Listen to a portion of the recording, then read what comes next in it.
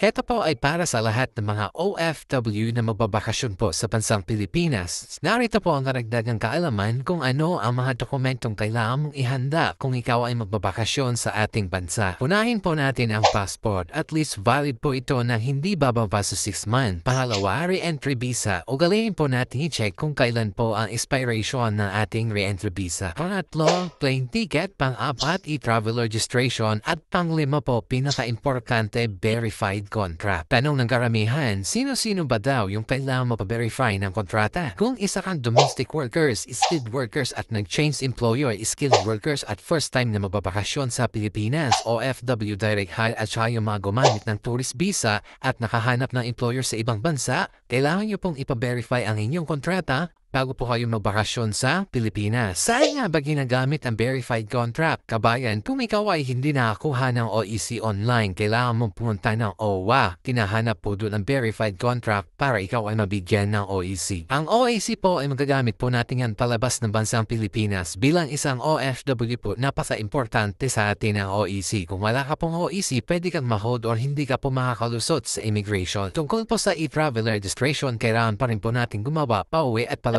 po ng bansang Pilipinas. Tungkol naman po sa OFW Travel Pass, pwede pa rin pong gamitin ng OEC pag hindi po kayo nakakuha ng OFW Travel Pass.